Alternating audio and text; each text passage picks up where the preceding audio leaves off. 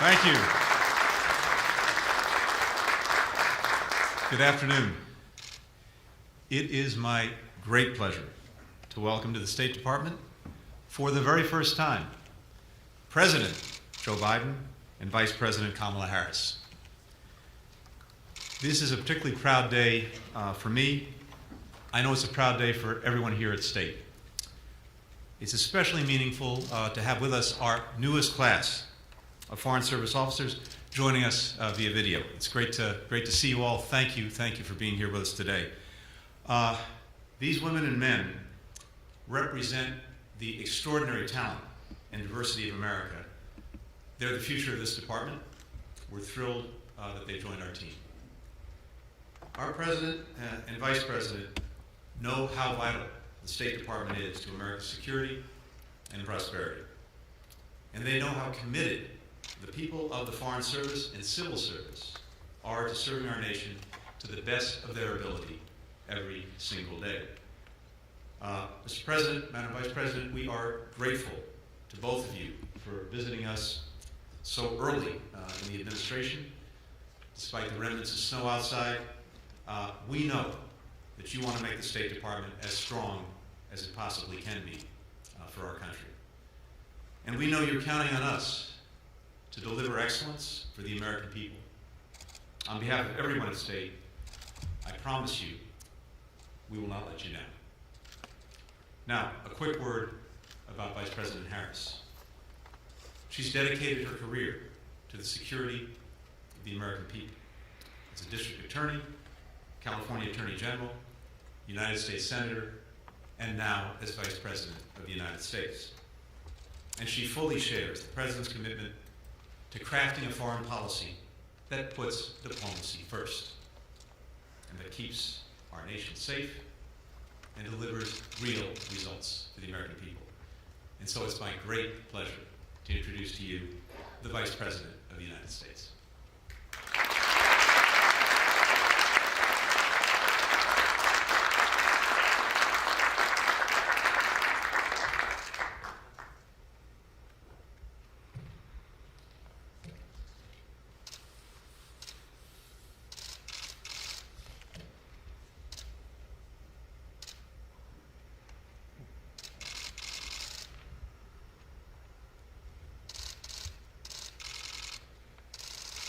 Thank you, Secretary Blanken. It was my great honor to swear you in last Wednesday. And thank you for the warm welcome, everyone, me and the President. We are here as one of our highest priorities to thank you for your dedication to our country and the work you have tirelessly been doing. And, when I swore in the Secretary, you may know that he placed his hand on a copy of the very document that we all swore to protect and defend. And that, of course, is the United States Constitution. And it was a simple, and it is a sacred oath, one many of you, the dedicated staff of the State Department, have taken. And we know that we cannot take those words for granted to support and defend. Every day, we have to breathe new life into them. That is our duty. As difficult as these past years have been, you have remained committed to democracy, to human rights, and the rule of law. On behalf of our nation, we thank you for your service and for your sacrifice. Today, we are here in person to tell you that we are committed to upholding the highest standards of integrity and accountability, inclusivity, and diplomacy. On the global stage, as a partner and a leader, this is the foundation on which we stand.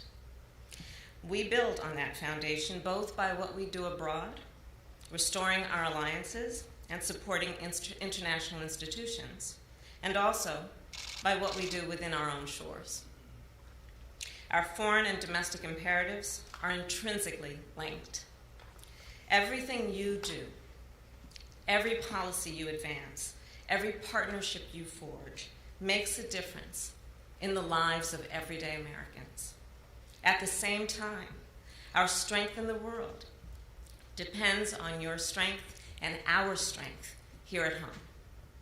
And that is why we are working to reinforce our democracy, to rescue our nation from this pandemic, to rebuild our economy, to confront racial injustice, and to combat climate change. The world is counting on us. And we as a nation must show both our allies and our adversaries that America will deliver. It's time to deliver.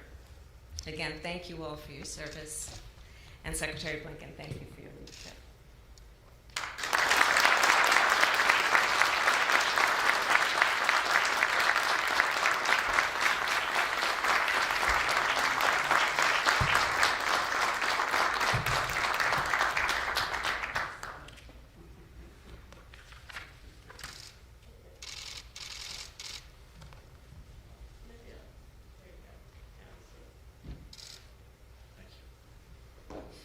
Thank you so much, Madam Vice President.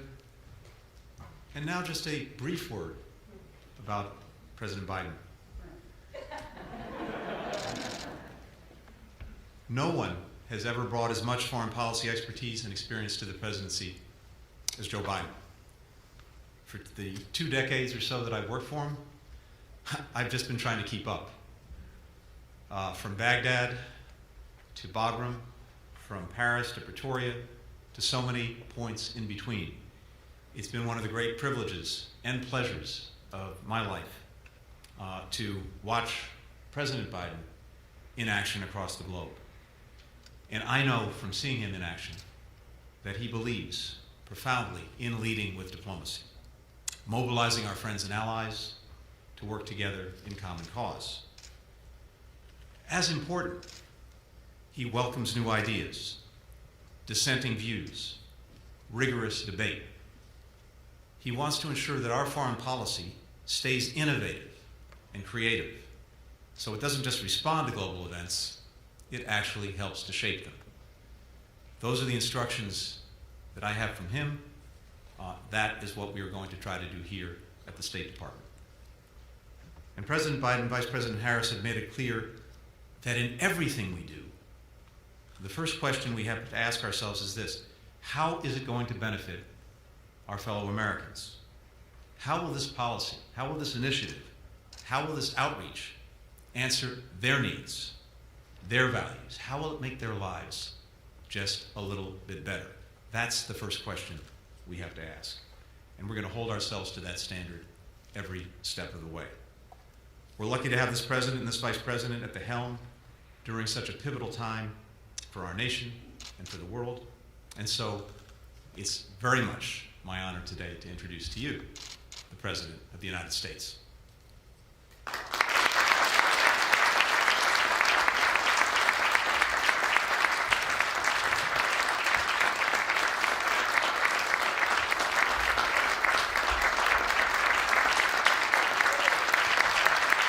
Thank you. Thank you, thank you, thank you. Thank you, Mr. Secretary. Thank you for welcoming the Vice President and me back to the State Department. It's true the Secretary and I have worked together a long time. And I know that he has the background and the capacity needed to, quite frankly, lead the State Department at a critical moment. This has been a difficult few years. I've been hanging around as on the Foreign Relations Committee and as chairman and then as vice president and now as president for a long time dealing with state. Those of you who work here, including the new class of diplomats that are on the screen behind me, you're among the brightest, most involved, best educated group of people America has to offer. And but I come today to talk to everyone at Maine State, watching remotely, and those who will not be able to see this but will hear about it. You know, an incredible group of diplomats that I've had a chance to work with, and what we never talk about is you not only have great intellectual capacity, you have great personal courage. I've been with some of you when we've been shot at. I've been with some of you when we've been in places that you would not have any idea you'd want to be when you were going to school of foreign policy and foreign service. They never told you, oh, that was going to happen. But you're an incredible group of individuals. And I've said many times over the years, those of you who are stationed overseas and have been stationed overseas, you're America's face. You're what people see in the country you are. They look at you. You are the face of America. And it matters. It matters a great deal how you comport yourself and how you deal with the folks that you're dealing with in that particular country. I find it, many of you among the most incredible, and by the way, I think what we don't do enough, we don't thank your families. We don't thank your families for the sacrifices they make. They make real sacrifices. I don't know how many times I have moved, and I may again move to see to it that your spouses, they give up their careers many times to follow you. Many times their careers are as consequential or more consequential than yours, but they do it for the country. And they're to be thanked. But the main message that I want to communicate to you all is that whether you're part of the newest class of Foreign Service officers, you've worked for decades in the civil service or foreign service, or your locally employed staff, your vital and success and strength of our nation depends in no small part on you. Later today, I'm going to go up on the 8th floor and send a clear message to the world. America is back. America is back. Diplomacy is back. You are the center of all that I intend to do. You are the heart of it. We're going to rebuild our alliances. We're going to re-engage the world and take on the enormous challenge we face, dealing with the pandemic, dealing with global warming, and again, standing up for democracy and human rights around the world. Again, as I said, you're the face of America abroad. And in our administration, you're going to be trusted and you're going to be empowered. Trusted and empowered to do your job. But I ask each of you to abide by a few core tenets. Integrity in all you do. We say it again, integrity in all you do. Transparency and accountability to rebuild trust in America around the world. Working in the service of the American people, not self-interest, and promoting diversity, equity, inclusion, accessibility across the board, because our diplomats at all levels should reflect the full diversity of this great country. I know how much we ask of you and your families, and I mean that. I do know. It's been a long time I've been dealing with this building and all of your predecessors. The sacrifices you make are real and not recognized much by the country as a whole. They don't know all that you do. I also know that you've never let us down. I believe in you. I believe in you. We need you badly. I trust you. And I'm going to have your back, that I promise you. Just like you're going to have the backs of the American people. What I always point out to people, in the years when I was chairman of the Foreign Relations Committee, I'd make sure that my Foreign Relations Committee staff came to my home state and worked in constituent services, which many of them thought was sort of beneath them. I'm a foreign policy specialist. But it's all about who you work for, who I work for, who we work for. And the foreign policy is about promoting the interest of the people of the United States when a rubric and a set of principles that treat everyone with decency. So I promise you I'm going to have your back. I promise you. And I expect you to have the back of the American people. Now we've got a lot of work to do, and a lot of catching up to do, a lot of rebuilding to do. And I can't think of any group of people better capable of doing it, more ready than all of you. So thank you, thank you, thank you. I look forward to working with you. I look forward to seeing you. And I look forward to coming back when this auditorium is filled and no one has to wait down the podium. So again, folks, thank you. You are the heart and soul of who we are as a country, and the rest of the world is looking to you to help them understand us, and so we can help them as well.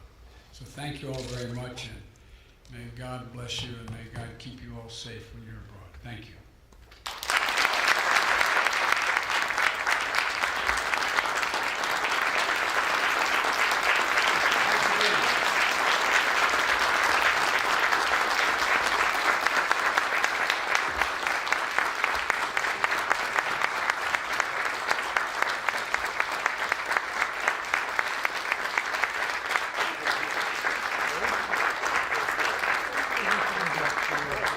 Ladies and gentlemen, please remain seated until the departure of the official party.